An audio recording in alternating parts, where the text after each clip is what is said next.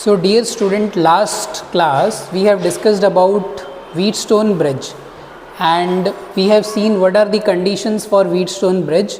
So today we are going to see an example of a Wheatstone bridge as well as how to find out the unbalanced Wheatstone bridge. Okay, so let us see first for a balanced Wheatstone bridge.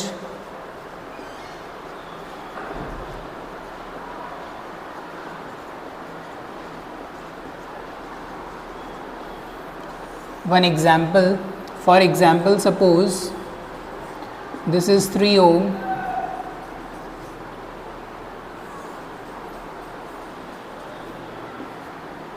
this is 10 ohm, this is 6 ohm, this is 5 ohm, and another we can take, let it be 7 ohm, and this is connected to a battery.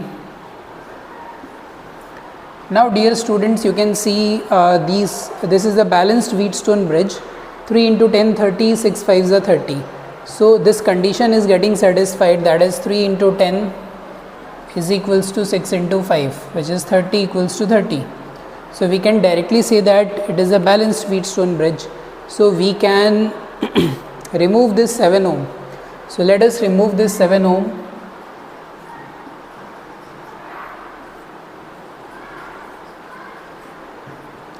Now this is 3 ohm,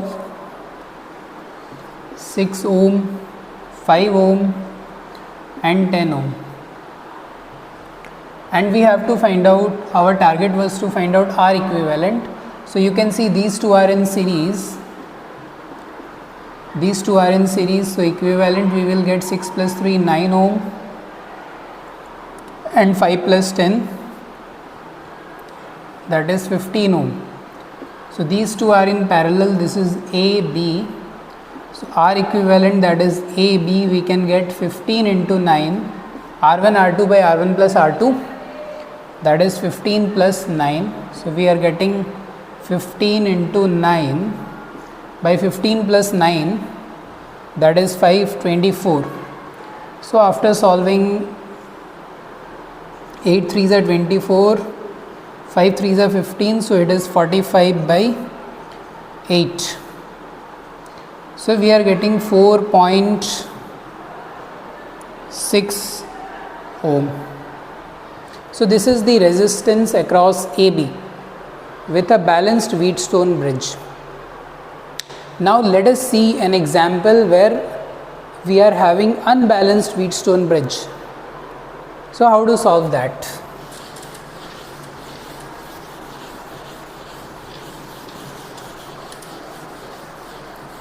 So if we are taking an example of unbalanced Wheatstone bridge,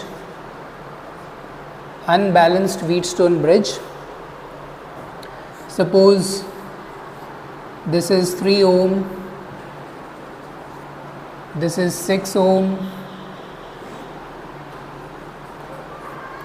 this is 8 ohm,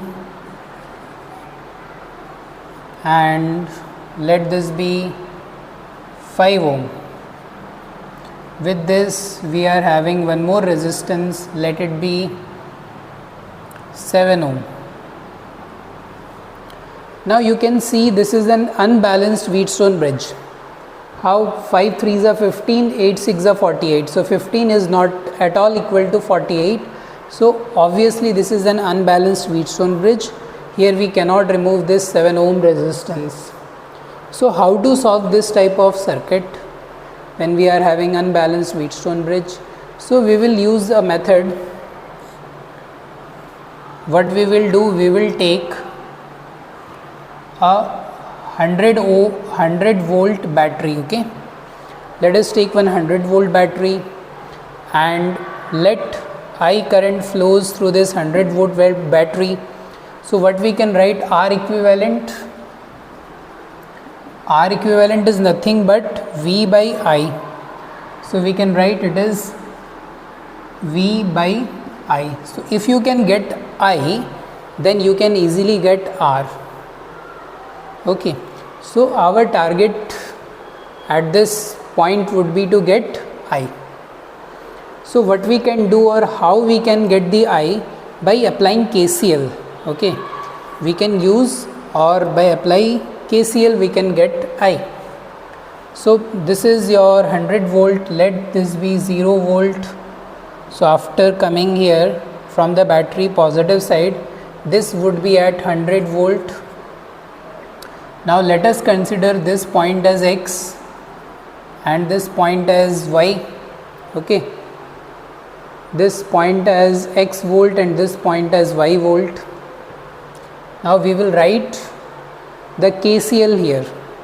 So let us write the KCL. By applying KCL at X point or X junction, at X junction if we apply the KCL, you can see X minus 100 by 3 plus X minus 0 by 6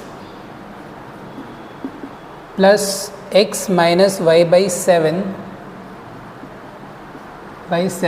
equals to 0. Then this is one equation. If you apply KCL at Y, so it is Y minus 100 by 8 plus Y minus 0 by 5 plus Y minus X by 7. So Y minus X by 7, which is equals to 0. So we are having two equations here and we can solve these two equations. Okay, so after solving these two equations, let us see how much we are getting, or what we can do. See, we have two equations and two variables, that is X and Y. Okay, so after solving these two equations, we can get X values and Y values, right? So once you get the X values and Y values, you can see here what would be the current moving here, or what would be the current moving here. These two, suppose this current I enters here and breaks into two parts and moves like this, and at this junction both these currents come and form as I. Okay, so this current can be written as X minus 0 by 6. X minus 0 by 6 is X by 6, and this current can be written as Y minus 0 by 5. So it is Y by 5. So here X by 6 current is coming and Y by 5 current is coming. By combining it would become I current. So after getting X and Y, we can find out the currents here and here. This will combine and give you I current. So R equivalent we can easily find out, that is 100 by X by 6 plus Y by 5 gives you I current. So X by 6 plus Y by 5. So once you solve the equations, these two equations, simultaneous equations, and get X and Y, you can easily find out the R equivalent by this way or by this method. And we have got the current R equivalent across this unbalanced Wheatstone bridge.